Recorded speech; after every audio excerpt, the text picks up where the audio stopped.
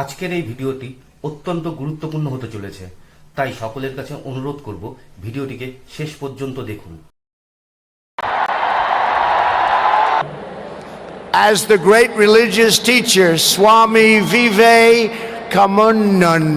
once said, আপনি কি শুনতে পাচ্ছেন ডোনাল্ড ট্রাম্প বাবু? ভারতবর্ষ 15-20 বছর আগে যেই জায়গায় ছিল সেই জায়গায় এই মুহূর্তে নেই। আপনারা অনেক ট্যারিফ এই সমস্ত নক্কা ছক্কার গেম দেখিয়েছেন, ভারত কিন্তু গেম খেলে দিল। 114খানা রাফেল যুদ্ধবিমান কিনতে চলেছে ফ্রান্সের থেকে এবং চুক্তি কমপ্লিট হয়ে গেছে। আপনাদের জানিয়ে রাখি, 20 বিলিয়ন মার্কিন ডলারের চুক্তি হয়েছে, যেই ডলার ট্রাম্প চাইছিল ভারত ব্যবসা করুক এবং ওই 2 নম্বরই F-35 ফাইটার জেট ভারতে নিয়ে আসুক, যেই ফাইটার জেটকে সাদা হাতির সমান লাগবে পুষতে, এবং সেই ফাইটার জেট ওড়াতে গেলে পারমিশন নিতে হবে আমেরিকার, এবং আমাদের বিমান ঘাঁটিতে অ্যাক্সেস থাকবে আমেরিকার বায়ুসেনার। কেন? তার কারণ লকহিড মার্টিনের এই যে বিমানগুলো, সেগুলোর ইঞ্জিনিয়ার একমাত্র আমেরিকায় রয়েছে, আর পৃথিবীতে আর কোথাও নেই। কিন্তু আমরা আপনাদের এই ধরনের কোনো প্রস্তাব মেনে নিইনি। 20 বিলিয়ন মার্কিন ডলারের, মিলিয়ন নয় কিন্তু বিলিয়ন মার্কিন ডলারের চুক্তি হয়ে গেছে। প্রতিরক্ষা দপ্তর কিন্তু এটা প্রকাশ করে দিয়েছে। এছাড়া আগামী দিনে আরও বড় বড় আসছে চুক্তি। আপনাদের জানিয়ে রাখি, 114খানা যে বিমান, প্রায় আমাদের কটা হবে?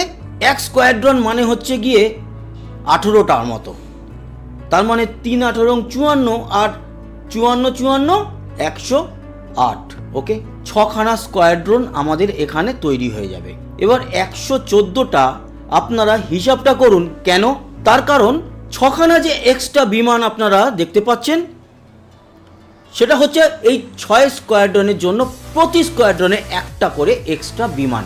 যেরকমটা আগামী দিনে Su-57-এর চুক্তি হতে চলেছে রাশিয়ার সঙ্গে, পঞ্চম প্রযুক্তির 5th জেনারেশন যুদ্ধবিমান যেটা খাওয়াতে গেছিল F-35, সেখানে আমরা কিন্তু রাশিয়ার সাথে Su-57-এই যাচ্ছি। যদিও সেই চুক্তি কমপ্লিট হয়নি, খুব তাড়াতাড়ি হয়ে যাবে। এই সেপ্টেম্বরেই সম্ভবত, কিংবা অক্টোবরের মধ্যেই ভ্লাদিমির পুতিন, রাশিয়ার প্রেসিডেন্ট, ভারতে আসছেন, চুক্তি তখনই হয়ে যাবে। Su-57-এর আবার মজাটা দেখুন, নাম Su-57, আবার চুক্তি হতে যাচ্ছে আমাদের সঙ্গে 57 বিমানের 57টা। এখানেও সে অদ্ভুত একটা হিসাব দেখতে পারবেন। 3 18 54, 3টে স্কোয়াড্রন আমাদের নেওয়া হচ্ছে, আর 57টা কেন কেনা হচ্ছে? 3টে স্কোয়াড্রনের জন্য প্রতি স্কোয়াড্রনে একটা করে এক্সট্রা বিমান থাকবে স্পেয়ার হিসাবে। অদ্ভুত সুন্দর।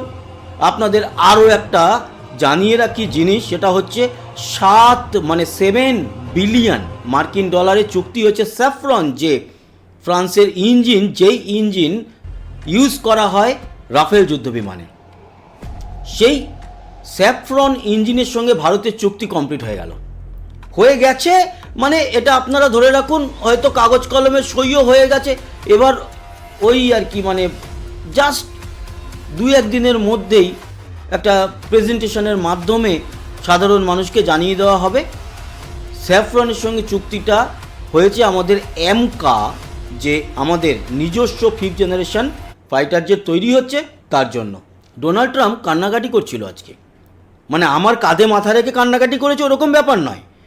ব্যাপারটা হচ্ছে যে ভারতের সঙ্গে একটু বেশিই তারা দুশ্মনী নিয়ে নিয়েছে, সম্পর্ক খারাপ করে ফেলেছে, এটা তিনি স্বীকার করেছেন। অন্যদিকে যে রাশিয়ার থেকে ভারত তেল কিনছে বলে এত বড় বড় কথা বলছিল, তার জন্য নাকি ট্যারিফ চাপানো হয়েছে। অন্যদিকে ন্যাটো অন্তর্ভুক্ত দেশ, তারাও রাশিয়ার থেকে তেল কিনছে। কি অদ্ভুত না? কি অদ্ভুত! এখানে তো বোঝাই যাচ্ছে কীরকম ছোট লোকের একটা দেশ হচ্ছে গিয়ে। মানে আবারও বলছি, দেশের সবাইকে ছোট লোক বলা উচিত নয়। ডোনাল্ড ট্রাম্প এইরকম একটা নীতি নিয়ে চলছে। এসেই ছিল হচ্ছে গিয়ে ভারতের সর্বনাশ করার জন্য। এই মুহূর্তে দাঁড়িয়ে কত বড় সর্বনাশে পড়েছে সেটা হাড়ে হাড়ে টের পাচ্ছে। অন্যদিকে বাংলাদেশেরও একটা খবর আপনাদের জানাই। জাপান কিন্তু এবার বাংলাদেশ থেকে মুখ সরিয়ে নিচ্ছে। ইউনিস গভর্নমেন্টের হাতে কোনো রকম কোনো প্রজেক্ট ছাড়ছে না। জাপান বলে দিয়েছে নির্বাচিত গভর্নমেন্ট আসবে, তাহলেই গিয়ে বাংলাদেশের সঙ্গে কিন্তু তারা আবারও কাজ শুরু করবে। এটার পিছনে আরও বড় সমস্যা বাংলাদেশে তৈরি হবে, সেটা কি জানেন? তার কারণ হচ্ছে, যদি আগামী দিনে ইউরোপের কোনো কান্ট্রি ইনভেস্ট করতে চায় বাংলাদেশে, তাহলে করবে না। কেন? যেখানে জাপানের মতো একটি প্রতিবেশী দেশ, মানে বাংলাদেশের সঙ্গে যে একেবারে বর্ডার শেয়ার করে সেরকম নয়, তবুও কাছাকাছি এশিয়ার মধ্যে প্রতিবেশী, সেইভাবে দেশটি কিন্তু বাংলাদেশের সঙ্গে ছিল এত বছর ধরে। এখন মুখ সরিয়ে নিচ্ছে, কারণ তাদের ওই যে হোলিয়াটিজমে 7 জন জাপানি মারা গিয়েছিলেন বাংলাদেশে, আর যেই হানায় বা যেই জঙ্গি হামলায় তাদের প্রাণ গিয়েছিল, তার জন্য কিন্তু শেখ হাসিনা থাকাকালীন সেই সমস্ত লোকগুলোকে, ক্রিমিনালগুলোকে জেলে ভরা হয়েছিল এবং তাদেরকে শাস্তি দেওয়া হয়েছিল। তার জন্য জাপানের সঙ্গে বাংলাদেশের সম্পর্ক ভালো ছিল। তবে ওই যে হিরোশিমা নাগাসাকিতে পরমাণু বোমা হামলা, সেরকম হোলিয়াটিজমের যে হামলা ছিল, 7 জন জাপানি মারা গিয়েছিলেন, সেটাও কিন্তু জাপানের মানুষের কাছে একটা মনের মধ্যে দগদগে ঘা। ইউনিস গভর্নমেন্ট তাদেরকে এখন ক্রিমিনাল বলে মনেই করছে না, তাদেরকে খুল্লা ছেড়ে দেওয়া হয়েছে। তাই জাপান ভালোভাবে এটা নেয়নি, ভালোভাবে নেওয়ার কথাও নয়। অন্যদিকে নেপালের কথা যদি বলি, নেপালে সুশীলা কার্কি, উনি কিন্তু প্রধানমন্ত্রী হিসাবে শপথ গ্রহণ করার পরেই 5ই মার্চ নেপালের ইলেকশন ঘোষণা করে দিয়েছে।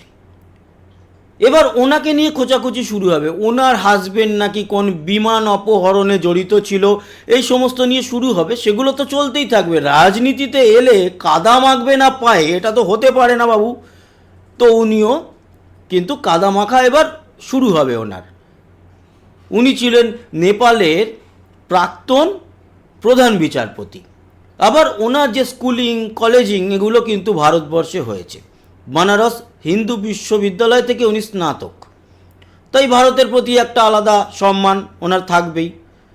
কিন্তু যেখানে এই নেপাল, বাংলাদেশ, এই দেশগুলোর উপরে আমেরিকা, চীন, ভারত, পাকিস্তান সবার নজর থাকে, তারা কিন্তু কখনোই একা হতে পারে না।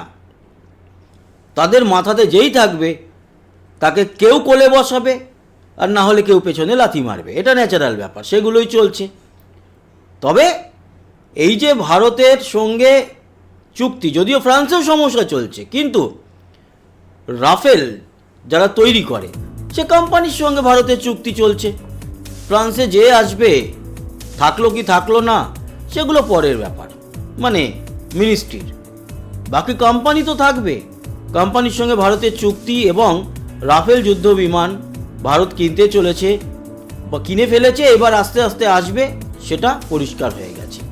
আরও একটা ব্যাপার, জেনারেল ইলেকট্রিক, যাদের থেকে আমরা আমেরিকার কোম্পানি 104 তেজাসের জন্য বিমানের ইঞ্জিন নিতাম, সেই ইঞ্জিন বেশ কয়েকটা পৌঁছেছে। আগামী কয়েকদিনের মধ্যে অনেকগুলো তেজাস ভারতীয় বিমান বাহিনী পেতে চলেছে।